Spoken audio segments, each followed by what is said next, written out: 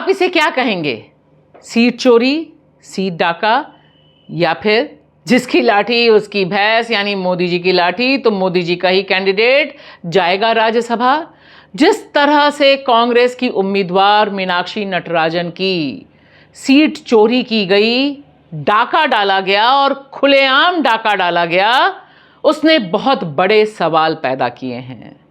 और जिस तरह से यह सारा मामला खुलकर सामने आया है, उसके बाद कोई संदेह नहीं रह गया कि मोदी जी वोट चोरी करने के बाद अब सीटों पर डाका डालने का काम करने लगे हैं अपने पूरे तंत्र के साथ। मीनाक्षी नटराजन का केस, उनका राज्यसभा का नामांकन रद्द होना इसका लेटेस्ट एग्जाम्पल है।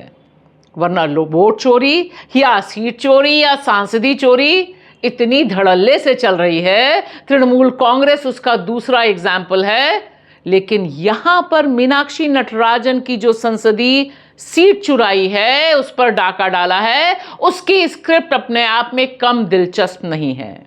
अब कांग्रेस के पास कोई और ऑप्शन नहीं बचा, वह जाएगी फिर से देश की सबसे बड़ी अदालत सुप्रीम कोर्ट का दरवाजा खटखटाएगी।